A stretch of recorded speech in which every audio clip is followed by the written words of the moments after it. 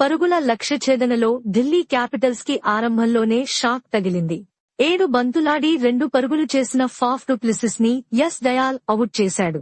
7 పరుగులు చేసిన జాక్ ఫ్రెజర్మెగ్గుర్క్ ని భువనేశ్వర్ కుమార్ పెవిలియన్ చేర్చాడు.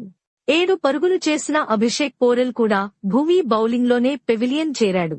11 బంతుల్లో 2 ఫోర్లతో 15 పరుగులు చేసిన ఢిల్లీ కెప్టెన్ అక్షర్ పటేల్, సుయాస్ శర్మ బౌలింగ్లో అవుట్ అయ్యాడు. 58 పరుగులకే 4 వికెట్లు కోల్పోయింది ఢిల్లీ క్యాపిటల్స్. అయితే ట్రిస్టన్ స్టబ్స్, కేఎల్ రాహుల్ కలిసి 5వ వికెట్ కి అద్భుత భాగస్వామ్యం నెలకొల్పారు. 11 ఓవర్లు ముగిసే సమయానికి 67 పరుగులే చేసింది ఢిల్లీ క్యాపిటల్స్.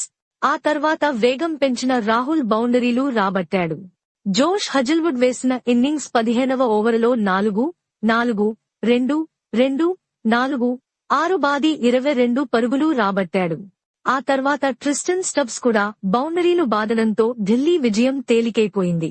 యస్ దయాల్ వేసిన 18వ ఓవర్లో 6-4-6 బాది మ్యాచ్ ని ముగించాడు కేఎల్ రాహుల్. 53 బంతుల్లో 7 ఫోర్లు, 6 సిక్సర్లతో 93 పరుగులు చేశాడు కేఎల్ రాహుల్. ట్రిస్టన్ స్టబ్స్ 23 బంతుల్లో 4 ఫోర్లు, ఓ సిక్సర్తో 38 పరుగులు చేశాడు.